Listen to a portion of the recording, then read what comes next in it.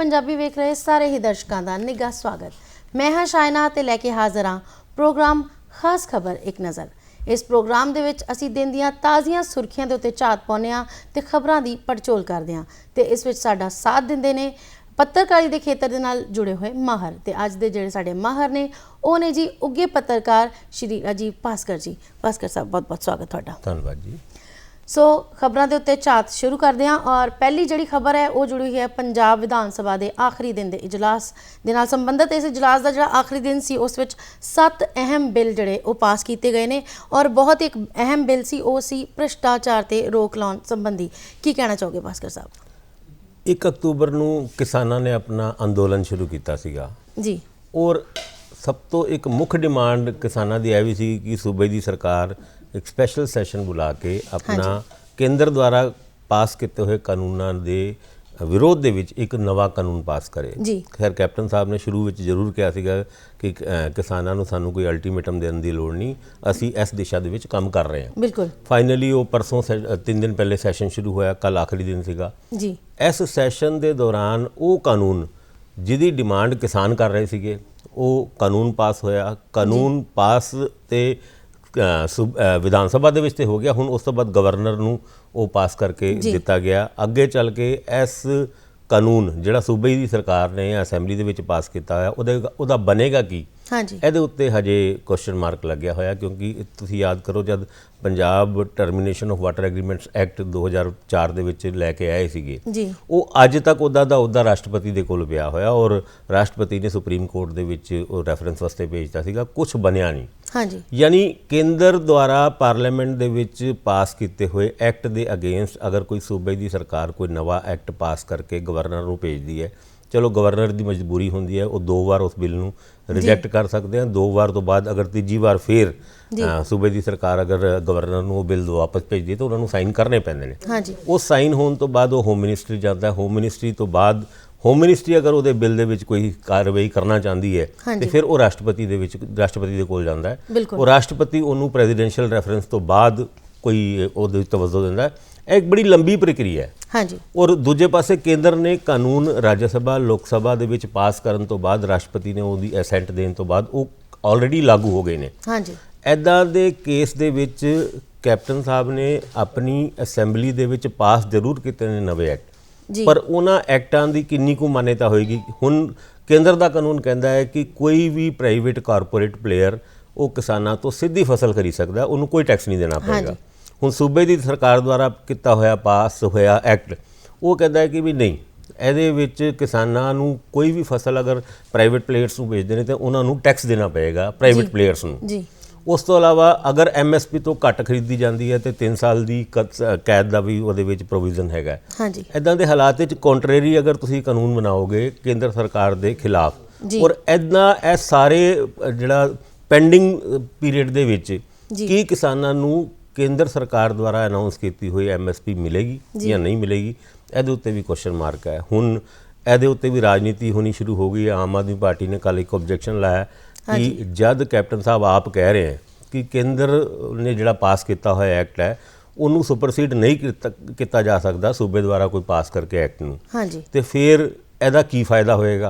जी। फिर इस एक्ट ਦੇ ਵਿੱਚ ਸਿਰਫ 2 ਫਸਲਾਂ ਦਾ ਜ਼ਿਕਰ ਕਿਉਂ ਕੀਤਾ ਗਿਆ ਹੈ? जी। ਪੈਡੀ ਤੇ ਜਿਹੜਾ ਵੀਟ ਹੈਗੀ ਹੈ। हाँ जी। ਉਸ ਤੋਂ ਇਲਾਵਾ ਕਾਟਨ ਦਾ ਕੀ ਬਣੇਗਾ ਜਾਂ ਹੋਰ ਫਸਲਾਂ ਜਿਹਦੇ ਉੱਤੇ ਕੇਂਦਰ ਸਰਕਾਰ MSP ਦਿੰਦੀ ਹੈ जी। ਉਹਦੇ ਉੱਤੇ ਇਹ ਐਕਟ ਕਿਉਂ ਨਹੀਂ ਲਾਗੂ? ਯਾਨੀ ਸਿਆਸਤ ਇਹਦੇ ਉੱਤੇ ਪੂਰੀ ਚੱਲ ਰਹੀ ਹੈ। ਪਰ ਇਸ ਸਿਆਸਤ ਦੇ ਦੌਰਾਨ ਇੱਕ ਚੰਗੀ ਖਬਰ ਵੀ ਹੈਗੀ ਹੈ ਕਿ ਕਿਸਾਨਾਂ ਨੇ ਘੱਟ ਤੋਂ ਘੱਟ ਰੇਲ ਰੋਕੋ ਅੰਦੋਲਨ ਜਿਹੜਾ ਚੱਲ ਰਿਹਾ ਸੀਗਾ ਉਹਨੂੰ ਫਿਲਹਾਲ ਪੋਸਟਪੋਨ ਕਰਕੇ ਹੁਣ प्लेटफॉर्म ਤੇ ਉਹ ਧਰਨੇ ਲਾਣਗੇ। हाँ जी। और क्योंकि सूबे की सरकार बार बार किसानों के संगठन ਨੂੰ अपील कर रही थी कि साडे कोल कोयला खत्म है, होर जिहड़ी जरूरी समान है उसकी आवाजाही शुरू होनी बहुत जरूरी है, अगर नहीं हुई तो सूबे नूं नुकसान होएगा।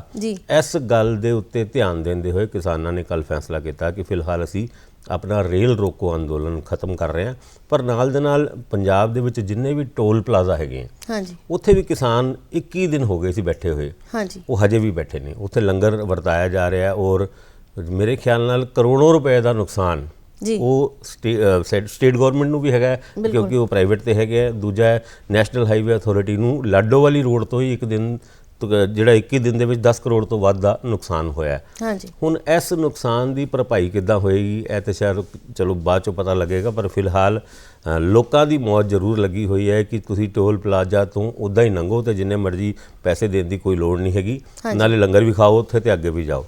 ਪਰ ਇਹ ਕਿਸਾਨਾਂ ਦਾ ਅੰਦੋਲਨ ਛੇਤੀ ਕਿਤੇ ਖਤਮ ਹੋਣ ਵਾਲਾ ਨਹੀਂ। ਜਿਹੜਾ ਰੇਲ ਰੋਕੋ ਅੰਦੋਲਨ ਵੀ ਹਜੇ ਰੋਕਿਆ ਗਿਆ, ਉਹ 5 ਨਵੰਬਰ ਤੱਕ ਰੋਕਿਆ ਗਿਆ। 5 ਨਵੰਬਰ ਤੋਂ ਬਾਅਦ ਕਿਸਾਨ ਵੱਖਰੀ ਸਟ੍ਰੈਟਜੀ ਬਣਾ ਕੇ ਫਿਰ ਦੁਬਾਰਾ ਚਾਹੇ ਟਰੈਕ ਤੇ ਬੈਠਣ ਜਾਂ ਫਿਰ ਰੋਡ ਤੇ ਬੈਠਣ, ਉਹ ਅੰਦੋਲਨ ਜਾਰੀ ਰਹੇਗਾ। ਹੁਣ ਕੇਂਦਰ ਸਰਕਾਰ ਨੂੰ ਇਸ ਮਸਲੇ ਦਾ ਹੱਲ ਛੇਤੀ ਤੋਂ ਛੇਤੀ ਕਰਨਾ ਚਾਹੀਦਾ ਹੈ, ਕਿਉਂਕਿ ਇਹ ਹੁਣ ਗੱਲ ਵਸ ਤੋਂ ਬਾਹਰ ਜਾ ਰਹੀ ਹੈ। ਅਗਰ ਇਹ ਅੰਦੋਲਨ ਹੋਰ ਜ਼ਿਆਦਾ ਭੜਕਿਆ, ਔਰ ਪੰਜਾਬ ਇੱਕ ਸੈਂਸਿਟਿਵ ਸੂਬਾ ਹੈਗਾ, ਇਹਦੇ ਵਿੱਚ ਕਿਸੇ ਵੀ ਅੰਦੋਲਨ ਨੂੰ ਅਗਰ ਜ਼ਿਆਦਾ ਦੇਰ ਚਲਾਇਆ ਜਾਂਦਾ ਹੈ ਤੇ ਇਹ ਨਾ ਸਮਝੇ ਕੇਂਦਰ ਸਰਕਾਰ ਕਿ ਇਹ ਅੰਦੋਲਨ ਆਪਣੀ ਜਿੱਦਾਂ ਝਾਗ ਦੀ ਤਰ੍ਹਾਂ ਬਹਿ ਜਾਏਗਾ, ਆਪਣੇ ਆਪ ਹੀ ਠੰਡਾ ਹੋ ਕੇ ਬਹਿ ਜਾਏਗਾ। ਇੱਥੇ ਅੰਦੋਲਨ ਉਗਰ ਹੋ ਸਕਦਾ ਹੈ ਤੇ ਕੇਂਦਰ ਸਰਕਾਰ ਨੂੰ ਇਸ ਗੱਲ ਦਾ ਧਿਆਨ ਲੈਣਾ ਚਾਹੀਦਾ ਹੈ। ਸੋ ਹੁਣ ਗੱਲ ਕਰ ਲਈਏ ਜੇ ਸਿਆਸੀ ਸਰਗਰਮੀਆਂ ਦੀ, ਤਾਂ ਨਵਜੋਤ ਸਿੰਘ ਸਿੱਧੂ ਨਾਲ ਹੋਈ ਮੁਲਾਕਾਤ ਤੋਂ ਬਾਅਦ, ਉਹਨਾਂ ਨਾਲ ਹੋਈ ਮੀਟਿੰਗ ਤੋਂ ਬਾਅਦ ਕੈਪਟਨ ਅਮਰਿੰਦਰ ਸਿੰਘ ਜਿਹੜੇ ਨੇ ਉਹ ਖਾਸੇ ਖੁਸ਼ ਨਜ਼ਰ ਆ ਰਹੇ ਨੇ, ਔਰ ਉਹ ਕਹਿ ਰਹੇ ਨੇ ਕਿ ਵਿਧਾਨ ਸਭਾ ਦੇ ਵਿੱਚ ਜਿਹੜੇ ਸਿੱਧੂ ਆਏ ਨੇ ਉਹਨਾਂ ਨੂੰ ਖੁਸ਼ੀ ਉਹਨਾਂ ਨੇ ਜ਼ਾਹਰ ਕੀਤੀ ਹੈ। ਨਾਲ ਦੀ ਨਾਲ ਇਹ ਵੀ ਕਿਹਾ ਕਿ ਖੇਤੀ ਬਿੱਲ ਤੇ ਉਹਨਾਂ ਨੇ ਜਿਹੜੇ ਵਿਚਾਰ ਰੱਖੇ ਨੇ ਉਹ ਵੀ ਕਾਬਿਲੇ ਤਾਰੀਫ ਨੇ। ਸੋ ਇਸ ਜਿਹੜੀ ਪੂਰੀ ਚੀਜ਼ ਹੈ, ਇਸ ਨੂੰ ਕਿਸ ਤਰ੍ਹਾਂ ਦੇਖਦੇ ਹੋ? ਕੈਪਟਨ ਸਾਹਿਬ ਦਾ ਤੇ ਨਵਜੋਤ ਸਿੰਘ ਸਿੱਧੂ ਉਹਨਾਂ ਦਾ 36 ਦਾ ਆંકੜਾ ਸ਼ੁਰੂ ਤੋਂ ਚੱਲ ਰਿਹਾ ਹੈ। ਜਦ ਕੈਪਟਨ ਉਹਨਾਂ ਨੂੰ ਪਤਾ ਵੀ ਨਹੀਂ ਸੀ ਕਿ ਸਿੱਧੂ ਉਹਨਾਂ ਕਾਂਗਰਸ ਦੇ ਵਿੱਚ ਸ਼ਾਮਿਲ ਹੋ ਰਹੇ ਨੇ, ਉਹ ਦਿੱਲੀ ਜਾ ਕੇ ਰਾਹੁਲ ਗਾਂਧੀ ਨਾਲ ਫੋਟੋ ਖਿਚਾ ਕੇ ਉਹ ਕਾਂਗਰਸ ਦੇ ਵਿੱਚ ਸ਼ਾਮਿਲ ਹੋ ਗਏ ਸੀਗੇ। ਫਿਰ ਸੂਬੇ ਦੇ ਵਿੱਚ ਜਦ ਕਾਂਗਰਸ ਦੀ ਸਰਕਾਰ ਬਣਨੀ ਤੈਅ ਹੋ ਗਈ ਸੀ, ਤਦ ਵੀ ਗੱਲ ਚੱਲੀ ਸੀ ਵੀ ਸੂਬੇ ਦੇ ਵਿੱਚ ਪਹਿਲੀ ਵਾਰ ਕਾਂਗਰਸ ਕਿਸੇ ਡਿਪਟੀ ਸੀਐਮ ਨੂੰ ਬਣਾਏਗੀ। ਲੇਕਿਨ ਕੈਪਟਨ ਸਾਹਿਬ ਦਾ ਬਿਆਨ ਆਇਆ ਸੀਗਾ ਕਿ ਪੰਜਾਬ ਦੇ ਵਿੱਚ ਡਿਪਟੀ ਸੀਐਮ ਦੀ ਕੋਈ ਲੋੜ ਨਹੀਂ। ਉਸ ਤੋਂ ਬਾਅਦ ਸਿੱਧੂ ਉਹਨਾਂ ਨੂੰ ਡਿਪਟੀ ਸੀਐਮ ਨਹੀਂ ਬਣਾਇਆ ਗਿਆ ਸੀ।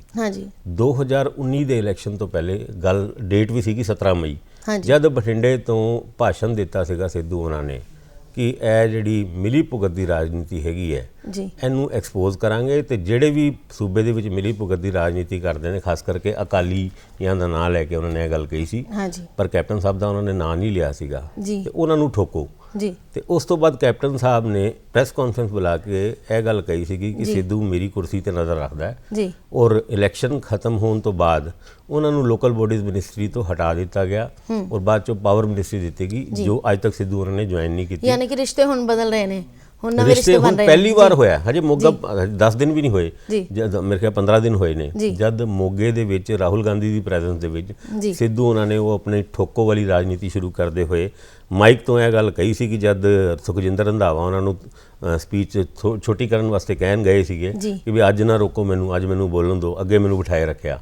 ਇਸ ਗੱਲ ਤੋਂ ਬੜੀ ਕੰਟਰੋਵਰਸੀ ਛਿੜੀ ਸੀਗੀ। ਹਾਲਾਂਕਿ ਪ੍ਰਦੇਸ਼ ਪ੍ਰਭਾਰੀ ਹਰੀਸ਼ ਰਾਵਤ ਨੇ ਇਹਨੂੰ ਠੰਡੇ ਬਸਤੇ ਤੇ ਪਾਉਣ ਦੀ ਕੋਸ਼ਿਸ਼ ਕੀਤੀ ਸੀਗੀ, ਪਰ ਹੁਣ ਕੱਲ ਜੋ ਕੁਝ ਘਟਨਾ ਹੋਈ, ਜਦ ਕੈਪਟਨ ਸਾਹਿਬ ਨੇ ਸਿੱਧੂ ਉਹਨਾਂ ਦੀ ਤਾਰੀਫ ਕੀਤੀ ਔਰ ਉਹਨਾਂ ਦੇ ਆਉਣ ਦੇ ਉੱਤੇ ਵਿਧਾਨ ਸਭਾ ਦੇ ਵਿੱਚ ਖੁਸ਼ੀ ਵੀ ਪ੍ਰਗਟ ਕੀਤੀ, ਔਰ ਉਸ ਖੁਸ਼ੀ ਤੋਂ ਬਾਅਦ ਕੈਪਟਨ ਸਾਹਿਬ ਦੇ ਫਾਰਮ ਹਾਊਸ ਦੇ ਵਿੱਚ ਸਿੱਧੂ ਉਹਨਾਂ ਦੀ ਔਰ ਕੈਪਟਨ ਸਾਹਿਬ ਦੀ ਇੱਕ ਮੀਟਿੰਗ ਵੀ ਹੋਈ। ਉਸ ਮੀਟਿੰਗ ਵਿੱਚ ਕਿਹਾ ਜਾਂਦਾ ਹੈ ਕੁਝ ਫਾਰਮੂਲੇ ਨਿਕਲੇ, ਜਿਹਦੇ ਵਿੱਚ ਐਕਟਿੰਗ ਪ੍ਰੈਜ਼ੀਡੈਂਟ ਸੂਬੇ ਦਾ ਬਣਾਉਣ ਦੀ ਗੱਲ ਕੀਤੀ ਗਈ ਜਾਂ ਉਹਨਾਂ ਨੂੰ ਨਿਕਾਏ ਮੰਤਰੀ ਦੁਬਾਰਾ ਬਣਾਉਣ ਦੀ ਗੱਲ ਕੀਤੀ ਗਈ। ਇੱਥੇ ਤੱਕ ਵੀ ਗੱਲ ਹੋਈ ਕਿ ਸ਼ਾਇਦ ਉਹਨਾਂ ਨੂੰ ਡਿਪਟੀ ਸੀਐਮ ਬਣਾ ਦਿੱਤਾ ਜਾਏ। ਹੁਣ ਇਸ ਗੱਲ ਦੇ ਵਿੱਚ ਕਿੰਨੀ ਸੱਚਾਈ ਹੈ, ਕਿਉਂਕਿ ਇਹ ਸਾਰੀ ਗੱਲਾਂ ਸੂਤਰਾਂ ਦੇ ਮਾਧਿਅਮ ਦੇ ਵਿੱਚ ਨਾਲ ਲੋਕਾਂ ਮੀਡੀਆ ਦੇ ਵਿੱਚ ਲੀਕ ਹੋਈ। ਹੁਣ ਇਹਦੇ ਵਿੱਚ ਕਿੰਨੀ ਸੱਚਾਈ ਹੈ, ਕਿੰਨੀ ਛੇਤੀ ਇਹ ਕੰਮ ਹੋਏਗਾ? ਕੁਛ ਤੇ ਕਹਿੰਦੇ ਨੇ ਕਿ ਦੁਸ਼ਹਿਰੇ ਤੋਂ ਬਾਅਦ ਬੜੀ ਛੇਤੀ ਕੈਬਨਿਟ ਦੇ ਵਿੱਚ ਰੀਸ਼ਫਲ ਹੋਏਗੀ, ਰੀਸ਼ਫਲ ਦੇ ਵਿੱਚ ਸਿੱਧੂ ਉਹਨਾਂ ਨੂੰ ਉਹਨਾਂ ਦਾ ਬਣਦਾ ਅਹੁਦਾ ਦਿੱਤਾ ਜਾਏਗਾ। ਕਦੋਂ ਦਿੱਤਾ ਜਾਏਗਾ, ਇਸ ਗੱਲ ਦੀ ਅਟਕਲਾਂ ਪਿਛਲੇ 1 ਸਾਲ ਤੋਂ ਲਗਾਤਾਰ ਚੱਲ ਰਹੀਆਂ, ਪਰ ਉਹ 1 ਸਾਲ ਹੁਣ ਸਮਾਂ ਆ ਗਿਆ ਹੈ ਕਿ ਸਿੱਧੂ ਉਹਨਾਂ ਦਾ ਰੀਹੈਬਿਲਿਟੇਸ਼ਨ ਹੋਏਗਾ ਜਾਂ ਨਹੀਂ ਹੋਏਗਾ। ਇਹ ਤੇ ਦੁਸ਼ਹਿਰੇ ਤੋਂ ਬਾਅਦ ਜਾਂ ਜਦੋਂ ਇਹ ਹੁੰਦਾ ਤਦ ਹੀ ਪਤਾ ਲੱਗੇਗਾ, ਕਿਉਂਕਿ ਫਿਲਹਾਲ ਤੇ ਇਸ ਮੁੱਦੇ ਦੇ ਉੱਤੇ ਅਟਕਲਾਂ ਹੀ ਚੱਲਦੀ ਰਹੀਆਂ। ਸੋ ਹੁਣ ਗੱਲ ਕਰ ਲੈਂਦੇ ਹਾਂ ਪਰਾਲੀ ਦੇ ਸੜਨ ਦੇ ਨਾਲ ਸੰਬੰਧਿਤ ਗੱਲਾਂ ਬਹੁਤ ਸਾਰੀਆਂ ਹੁੰਦੀਆਂ ਨੇ। ਪਰਾਲੀ ਨੂੰ ਲੈ ਕੇ ਬਹੁਤ ਸਾਰੇ ਵੱਖ-ਵੱਖ ਕਾਨੂੰਨ ਵੀ ਬਣਦੇ ਰਹੇ ਨੇ, ਔਰ ਪਿਛਲੇ ਦਿਨਾਂ ਦੇਖਿਆ ਗਿਆ ਕਿ 8000 ਜਿਹੜੇ ਮੁਲਾਜ਼ਮ ਸੀ ਉਹ ਸਿਰਫ ਇਸ ਗੱਲ ਲਈ ਤੈਨਾਤ ਕੀਤੇ ਗਏ ਕਿ ਉਹ ਦੱਸਣ ਕਿ ਕਿੱਥੇ-ਕਿੱਥੇ ਪਰਾਲੀ ਸੜ ਰਹੀ ਹੈ ਜਾਂ ਜਾਗਰੂਕਤਾ ਪੈਦਾ ਕਰਨ। ਇਸ ਦੇ ਬਾਵਜੂਦ ਵੀ ਸੂਬੇ ਵਿੱਚ 3588 ਕੇਸ ਜਿਹੜੇ ਉਹ ਪਰਾਲੀ ਸਾੜਨ ਦੇ ਜਿਹੜੇ ਸਾਹਮਣੇ ਆਏ ਨੇ। ਕਿਸ ਤਰ੍ਹਾਂ ਵੇਖਦੇ ਹੋ ਇਸ ਸਾਰੀ ਘਟਨਾ ਨੂੰ? ਤੁਸੀਂ ਇੱਕ ਵਾਰ ਸ਼ਾਮ ਦੇ ਟਾਈਮ ਇੱਥੋਂ ਦਿੱਲੀ ਜਾਓ, ਤੁਹਾਨੂੰ ਘੱਟ ਤੋਂ ਘੱਟ 10 ਤੋਂ 15 ਕੇਸ ਪਰਾਲੀ ਜਲਾਉਣ ਦੇ ਤੇ ਸੜਕ ਤੇ ਜਾਂਦੇ ਜਾਂਦੇ ਹੀ ਨਜ਼ਰ ਆ ਜਾਣਗੇ। ਔਰ ਪਰਾਲੀ ਜਲਾਉਣ ਦੇ ਉੱਤੇ ਹਰ ਸਾਲ ਰੋਕ ਲਾਈ ਜਾਂਦੀ ਹੈ, ਸਖਤ ਕਾਨੂੰਨ ਬਣਾਏ ਜਾਂਦੇ ਨੇ, ਜੁਰਮਾਨੇ ਦੀ ਅਨਾਉਂਸਮੈਂਟ ਹੁੰਦੀ ਨੇ, ਉਸ ਤੋਂ ਬਾਅਦ ਵੀ ਪਰਾਲੀ ਜਲਾਈ ਜਾਂਦੀ ਹੈ। ਹਾਂਜੀ। ਪਿਛਲੇ ਸਾਲ ਤੇ ਇੱਥੇ ਤੱਕ ਦੀ ਵੀ ਨੌਬਤ ਆ ਗਈ ਸੀ, ਕਿਸਾਨਾਂ ਨੇ ਧਮਕੀ ਦੇ ਦਿੱਤੀ ਸੀ ਵੀ ਸਾਡੇ ਕੋਲ ਕੋਈ ਸਾਧਨ ਨਹੀਂ ਹੈਗਾ ਪਰਾਲੀ ਨੂੰ ਜਲਾਏ ਬਗੈਰ ਆਪਣੇ ਖੇਤਾਂ ਨੂੰ ਦੁਬਾਰਾ ਖੇਤੀ ਵਾਸਤੇ ਤਿਆਰ ਕਰਨ ਦਾ। ਬਿਲਕੁਲ। ਸੂਬੇ ਦੀ ਸਰਕਾਰ ਨੇ ਜਾਂ ਕੇਂਦਰ ਦੀ ਸਰਕਾਰ ਨੇ ਇਹ ਅਨਾਉਂਸਮੈਂਟ ਵੀ ਕੀਤਾ ਸੀਗਾ, ਕੁਝ ਕੰਪਨਸੇਸ਼ਨ ਕਿਸਾਨਾਂ ਨੂੰ ਪ੍ਰਤੀ ਏਕੜ ਦੇਣ ਦੀ ਗੱਲ ਕੀਤੀ ਸੀਗੀ, ਉਹ ਕਿਸਾਨਾਂ ਨੂੰ ਅੱਜ ਤੱਕ ਨਹੀਂ ਮਿਲਿਆ। ਸਾਡੇ ਮੁੱਖ ਮੰਤਰੀ ਨੇ ਪਿਛਲੀ ਵਾਰ ਇਹ ਗੱਲ ਕਹੀ ਸੀ ਵੀ ਮੇਰੇ ਵੱਸ ਤੋਂ ਬਾਹਰ ਹੈ, ਜਦ ਤੱਕ ਕੇਂਦਰ ਕਿਸਾਨਾਂ ਨੂੰ ਕੰਪਨਸੇਸ਼ਨ ਦੇਣ ਵਾਸਤੇ ਕੋਈ ਪੈਸਾ ਨਹੀਂ ਭੇਜਦੀ ਤਦ ਤੱਕ ਅਸੀਂ ਪਰਾਲੀ ਜਲਾਉਣ ਤੋਂ ਕਿਸਾਨਾਂ ਨੂੰ ਰੋਕਣ ਦੇ ਵਿੱਚ ਕਾਮਯਾਬ ਨਹੀਂ ਹੋ ਸਕਦੇ। ਹਾਂਜੀ। ਐਤਕੀ ਫੇਰ ਹੋਇਆ, ਹਾਲਾਂਕਿ ਸਾਡੇ ਜਿਹੜੇ ਸੂਬੇ ਦੇ ਜ਼ਿਲ੍ਹੇ ਦੇ ਡੀਸੀ ਹੈਗੇ ਨੇ ਉਹਨਾਂ ਨੇ ਕੱਲ 30 ਕਿਸਾਨਾਂ ਨੂੰ ਸਨਮਾਨਿਤ ਵੀ ਕੀਤਾ ਜਿਨ੍ਹਾਂ ਨੇ ਪਰਾਲੀ ਨਹੀਂ ਜਲਾਈ। ਚਲੋ ਸਨਮਾਨਿਤ ਕੀਤਾ ਗਿਆ, ਜੁਰਮਾਨਾ ਲਾਇਆ ਗਿਆ, ਕਈਆਂ ਦੇ ਖਿਲਾਫ ਕੇਸ ਵੀ ਹੋਇਆ ਗਿਆ ਕਿ ਪਰਾਲੀ ਜਲਣੀ ਰੁਕ ਗਈ।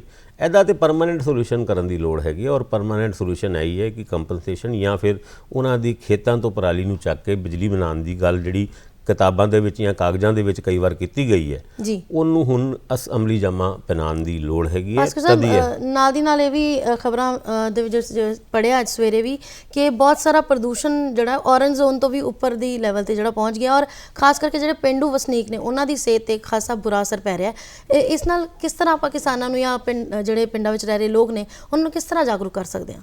ਜਾਗਰੂਕ ਤੇ ਦੇਖੋ ਕੰਪਨਸੇਸ਼ਨ ਵੀ ਦੇਣਾ ਪਏਗਾ। ਹੁਣ ਤੁਸੀਂ ਸਜ਼ਾ ਵੀ ਅਨਾਉਂਸ ਕਰਤੀ, ਸਨਮਾਨਿਤ ਵੀ ਕਰਤਾ, ਉਸ ਤੋਂ ਬਾਵਜੂਦ ਵੀ ਪਰਾਲੀ ਜਲਾਉਣ ਦੀ ਘਟਨਾਵਾਂ ਹੋ ਰਹੀਆਂ ਜੀ। ਤੇ ਕੋਈ ਵੀ ਸੋਲੂਸ਼ਨ ਹੈਗਾ ਜਿਹੜਾ ਲੋਕਾਂ ਤੋਂ ਡਾਇਰੈਕਟਲੀ ਕਨੈਕਟਡ ਹੈਗਾ ਜੀ। ਇਹਨਾਂ ਦਿਨਾਂ ਦੇ ਵਿੱਚ ਪਹਿਲੇ ਜਦ ਦਿੱਲੀ ਦੇ ਵਿੱਚ ਸਮੋਕ ਆਉਂਦਾ ਸੀਗਾ ਤੇ ਉਹਨੂੰ ਦੀਵਾਲੀ ਨੂੰ ਰਿਸਪੌਂਸਿਬਲ ਠਹਿਰਾਇਆ ਜਾਂਦਾ ਸੀ ਵੀ ਦੀਵਾਲੀ ਦੇ ਪਟਾਕੇ ਬਹੁਤ ਜਲੇ, ਇਸ ਕਰਕੇ ਸਮੋਕ ਆਇਆ। ਹੌਲੇ ਹੌਲੇ ਪਤਾ ਲੱਗਿਆ ਵੀ ਪਰਾਲੀ ਜਲਾਉਣ ਨਾਲ ਹੋ ਰਿਹਾ।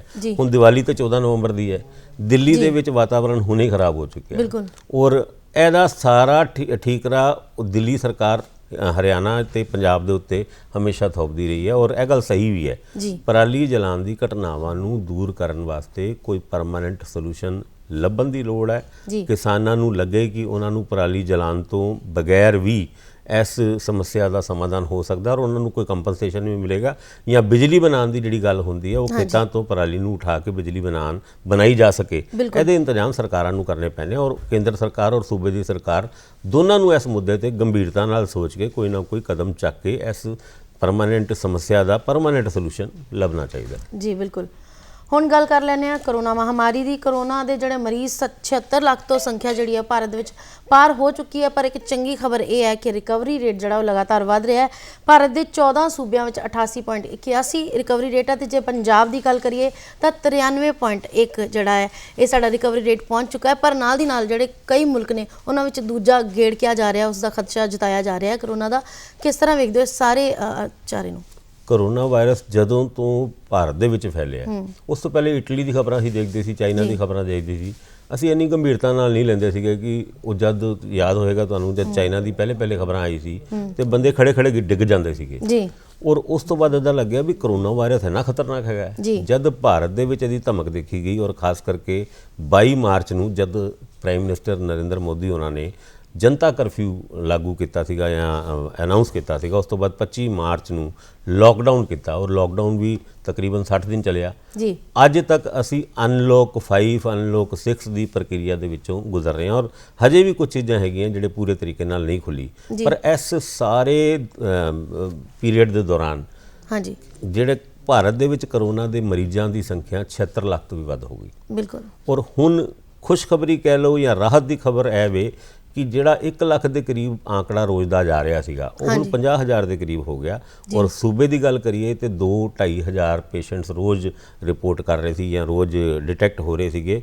ਹੁਣ ਉਹ ਆંકੜਾ 500 ਦੇ ਕਰੀਬ ਪੈ ਗਿਆ। ਹੁਣ 491 ਕੱਲ ਪਰਸੋਂ ਦੀ ਖਬਰ ਸੀਗੀ, ਇੱਕ ਦਿਨ ਵਿੱਚ 491 ਹੈ। ਇਹ ਰਾਹਤ ਦੀ ਖਬਰ ਵੀ ਹੈਗੀ ਹੈ। ਰਿਕਵਰੀ ਰੇਟ ਤੁਸੀਂ ਕਿਹਾ ਕਿ 93% ਹੈਗਾ, ਇਹ ਵੀ ਚੰਗੀ ਗੱਲ ਹੈਗੀ ਹੈ। ਪਰ ਇਸ ਸਾਰੇ ਗੱਲ ਦੇ ਦੌਰਾਨ ਪ੍ਰਾਈਮ ਮਿਨਿਸਟਰ ਦਾ ਪਰਸੋਂ ਰਾਸ਼ਟਰ ਦੇ ਨਾਮ ਸੰਦੇਸ਼ ਜਿਹੜਾ ਹੋਇਆ ਉਹਦੇ ਵਿੱਚ ਉਹਨਾਂ ਨੇ ਖਾਸ ਗੱਲ ਦੇ ਉੱਤੇ ਧਿਆਨ ਦਿਆ ਕਿ ਕਰੋਨਾ ਇੱਥੇ ਹੀ ਹੈ, ਹਜੇ ਗਿਆ ਨਹੀਂ ਕਿਸੇ ਜਗ੍ਹਾ ਤੇ ਇਸ ਕਰਕੇ ਜਦ ਤੱਕ ਦਵਾਈ ਨਹੀਂ ਆਉਂਦੀ, ਕਰੋਨਾ ਦੀ ਵੈਕਸੀਨ ਨਹੀਂ ਆਉਂਦੀ, ਤਦ ਤੱਕ ਢੀਲ ਦੇਣ ਦੀ ਲੋੜ ਨਹੀਂ ਹੈਗੀ। ਲੋਕਾਂ ਨੂੰ ਮਾਸਕ ਤੇ ਸੈਨੀਟਾਈਜ਼ਰ ਦੇ ਉੱਤੇ ਜਿਹੜਾ ਜ਼ੋਰ ਪਹਿਲੇ ਦਿੱਤਾ ਹੋਇਆ ਸੀ ਉਹ ਅੱਜ ਵੀ ਦੇਣ ਦੀ ਲੋੜ ਹੈ। ਜੇ ਕੇਸਿਸ ਘਟ ਰਹੇ ਨੇ ਤੇ ਇਹਦੀ ਵਜ੍ਹਾ ਕੁਝ ਹੋਰ ਵੀ ਹੋ ਸਕਦੀ ਹੈ ਕਿਉਂਕਿ ਚਲੋ ਅਸੀਂ ਇਸ ਗੱਲ ਨੂੰ ਅਧਿਕਾਰਿਕ ਤੌਰ ਤੇ ਨਹੀਂ ਕਹਿ ਸਕਦੇ, ਹੋ ਸਕਦਾ ਹੈ ਇਹਦੇ ਵਿੱਚ ਡਾਟਾ ਮੈਨੇਜਮੈਂਟ ਕੀਤਾ ਜਾ ਰਿਹਾ ਹੋਵੇ, ਟੈਸਟਿੰਗ ਘੱਟ ਹੋ ਰਹੀ ਹੋਵੇ, ਕਿਉਂਕਿ ਪਹਿਲੇ ਵੀ ਜਦ ਕੇਸ ਘੱਟ ਸੀਗੇ ਤੇ ਇਸ ਗੱਲ ਨੂੰ ਜ਼ਿੰਮੇਵਾਰ ਠਹਿਰਾਇਆ ਗਿਆ ਸੀਗਾ ਕਿ ਟੈਸਟਿੰਗ ਘੱਟ ਹੈਗੀ ਹੈ। ਕੀ ਪਤਾ ਹੁਣ ਟੈਸਟਿੰਗ ਘੱਟ ਹੋ ਰਹੀ ਹੋਏ ਜਿਹਦੇ ਕਰਕੇ ਹੁਣ ਸਾਨੂੰ ਲੱਗਦਾ ਹੈ ਕਿ ਕਰੋਨਾ ਦੇ ਕੇਸ ਘੱਟ ਗਏ, ਪਰ ਜਦ ਟੈਸਟਿੰਗ ਹੀ ਘੱਟ ਹੋਏਗੀ ਤੇ ਕੇਸ ਆਟੋਮੈਟਿਕਲੀ ਘੱਟ ਹੋਣਗੇ। ਪਰ ਇਸ ਸਾਰੇ ਕੇਸਿਸ ਦੀਆਂ ਸਾਰੀ ਗੱਲਾਂ ਦੇ ਦੌਰਾਨ ਲੋਕਾਂ ਨੂੰ ਆਪਣੀ ਜਾਨ ਦਾ ਖਿਆਲ ਖੁਦ ਰੱਖਣਾ ਹੈ ਤੇ ਉਹ ਹੱਥ ਧੋਣ ਵਾਲੀ ਗੱਲ ਜਾਂ ਫਿਰ ਮਾਸਕ ਪਾਉਣ ਵਾਲੀ ਗੱਲ ਉਹਨੂੰ ਹਜੇ ਬਿਲਕੁਲ ਨਹੀਂ ਇਗਨੋਰ ਕਰਨਾ, ਤਾਂ ਕਿ ਤੁਸੀਂ ਕਰੋਨਾ ਤੋਂ ਬਚੋਗੇ, ਤੁਹਾਡਾ ਪਰਿਵਾਰ ਬਚੇਗਾ, ਸਾਡਾ ਦੇਸ਼ ਬਚੇਗਾ, ਸੂਬਾ ਬਚੇਗਾ, ਔਰ ਇਸ ਗੱਲ ਦੀ ਲੋੜ ਹੈਗੀ ਜੀ।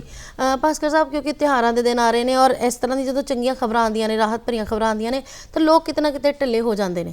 ਸੋ ਕਿਸ ਤਰ੍ਹਾਂ ਦੀਆਂ ਜਿਹੜੀਆਂ ਚੀਜ਼ਾਂ ਜਿਨ੍ਹਾਂ ਦਾ ਸਾਨੂੰ ਇਸ ਵੇਲੇ ਧਿਆਨ ਰੱਖਣ ਦੀ ਲੋੜ ਹੈ? ਦੇਖੋ, ਹੁਣ ਬਿਹਾਰ ਦੇ ਵਿੱਚ ਇਲੈਕਸ਼ਨ ਹੈਗਾ, ਉੱਥੇ ਤੁਸੀਂ ਦੇਖਿਆ ਹੋਏਗਾ ਇੰਨੀ ਭੀੜ ਰੈਲੀ ਦੇ ਵਿੱਚ, ਔਰ ਉਹਦੇ ਵਿੱਚ ਕਿਸੇ ਨੇ ਵੀ ਮਾਸਕ ਨਹੀਂ ਪਾਏ ਹੋਏ। ਸੁਪਰੀਮ ਕੋਰਟ ਨੂੰ ਇੰਟਰਵੀਨ ਕਰਨਾ ਪਿਆ।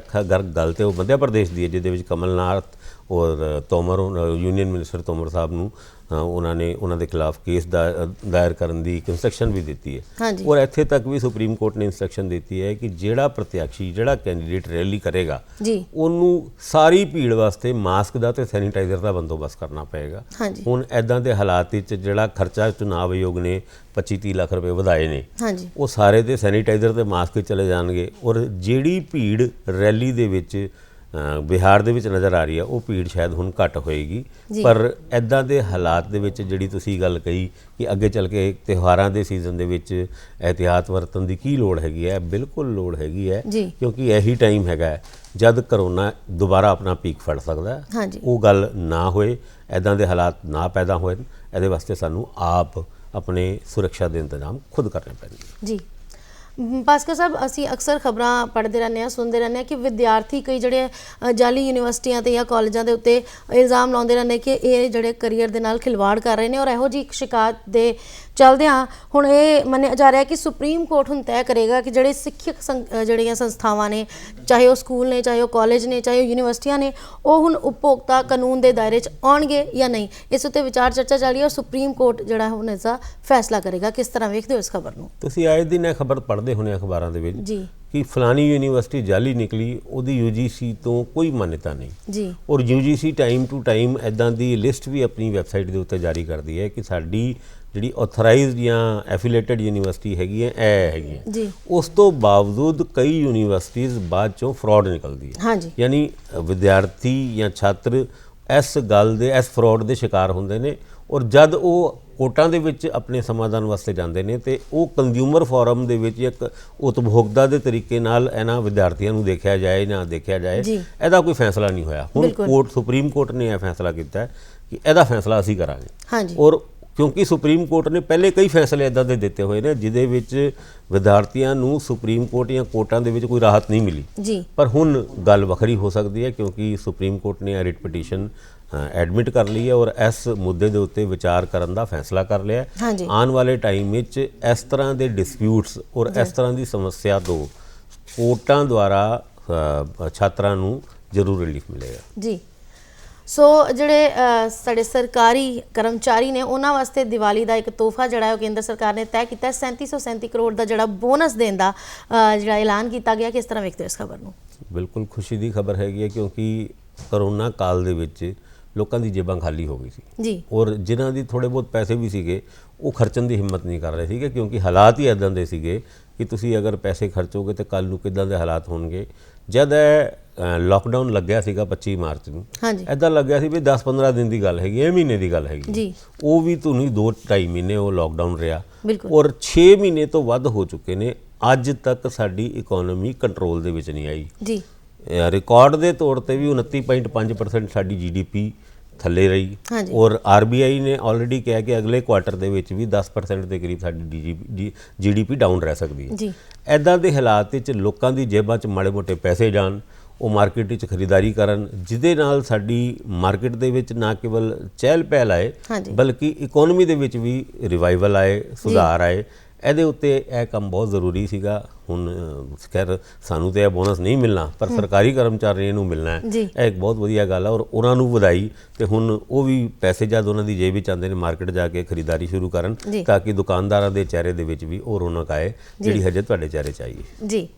ਸੋ ਭਾਸਕਰ ਸਾਹਿਬ, ਇਸੇ ਖਬਰ ਦੇ ਨਾਲ ਖਬਰਾਂ ਦਾ ਸਿਲਸਿਲਾ ਖਾਸ ਖਬਰ ਇੱਕ ਨਜ਼ਰ 'ਚ ਇੱਥੇ ਹੀ ਖਤਮ ਹੁੰਦਾ ਹੈ। ਤੁਸੀਂ ਸਾਡੇ ਸਟੂਡੀਓ 'ਚ ਆਏ, ਸਾਡੇ ਨਾਲ ਜਾਣਕਾਰੀ ਸਾਂਝੀ ਕੀਤੀ, ਤੁਹਾਡਾ ਬਹੁਤ ਬਹੁਤ ਸ਼ੁਕਰੀਆ।